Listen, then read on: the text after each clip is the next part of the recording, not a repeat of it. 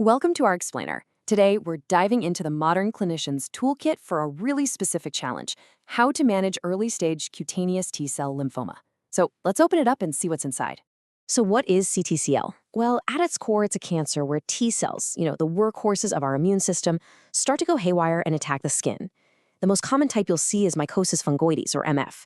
And for this breakdown, we're really zeroing in on those early stages, IA to IA, where the fight is pretty much confined to the skin. And that's key, because this is our absolute best shot to get the disease under control and protect the patient's quality of life. And that really gets to the heart of the problem, right? How do you treat a cancer that literally lives on the skin? The goal isn't just to fight the cancer cells. It's to do it while managing symptoms, and this is crucial, minimizing side effects for the rest of the body.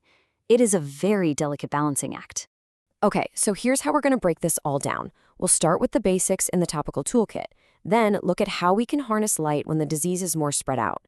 From there, we'll get into some advanced interventions for the tougher cases, and then we'll tie it all together with a final treatment roadmap.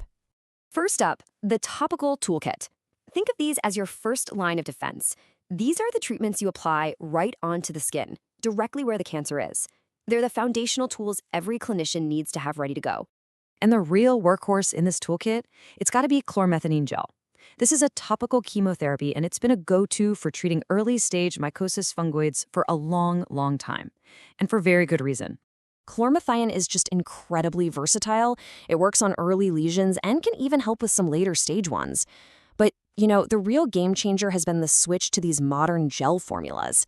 They're not just easier for patients, they actually get a faster response than the old ointments. The big clinical takeaway here, though, is persistence. The data is super clear. The longer a patient sticks with this treatment, the better their response gets. And if you want proof, just look at this number. After 9 months of consistent use, the response rate with Chlormethine Gel can climb all the way to 81%. That is a seriously powerful result, and it's exactly why this is still a cornerstone of first-line therapy. Okay, next up in our topical toolkit, we have Pimecrolimus Cream. Now, this one works totally differently. It's not a chemo like chlormethine. Pimecrolimus is what we call an immunomodulator. Put simply, it works by telling the overactive immune cells right there in the skin to just take it down a notch. And it's a really solid option. In one phase 2 trial, 56% of patients with early-stage MF had an overall response. This gives us another fantastic tool, especially for those patients who might not respond to or tolerate chlormethine.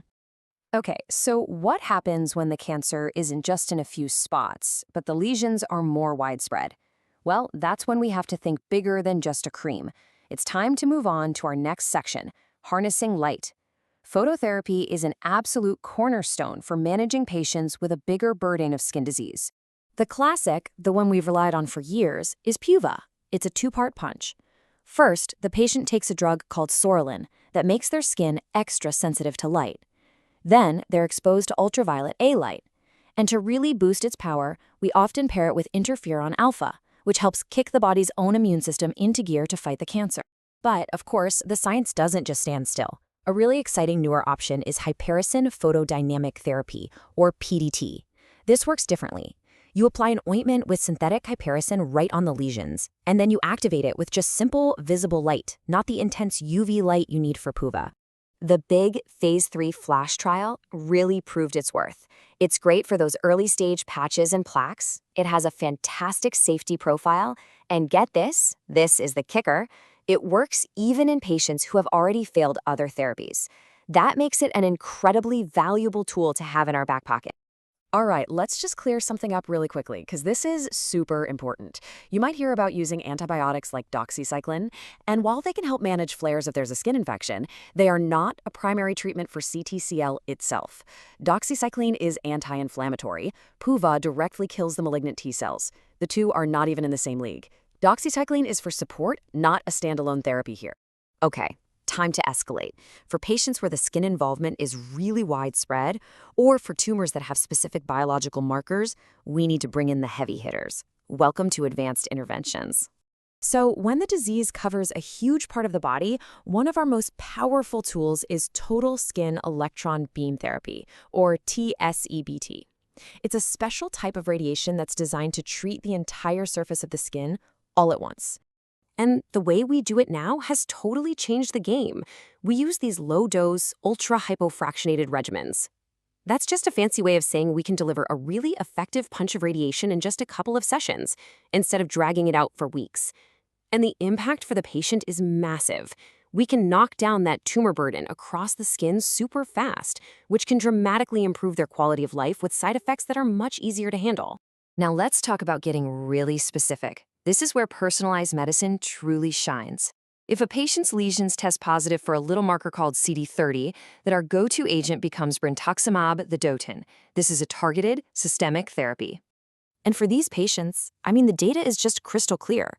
Compared to older drugs like methotrexate, brentuximab vedotin is just flat out superior.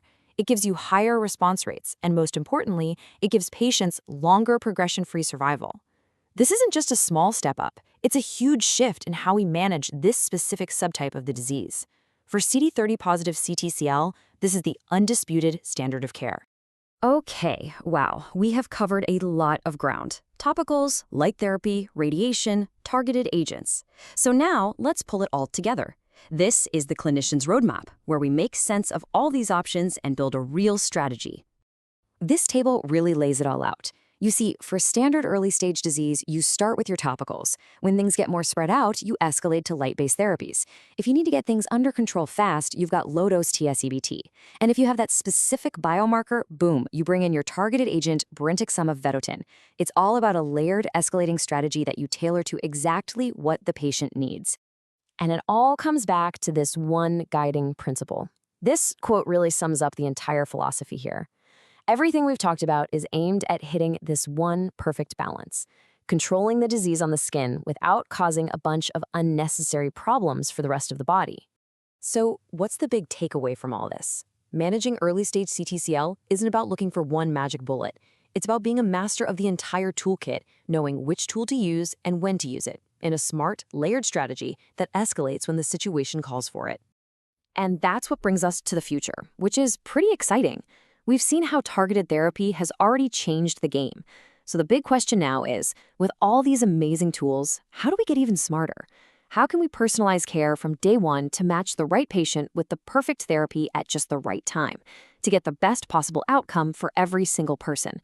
That's the challenge and the promise that lies ahead.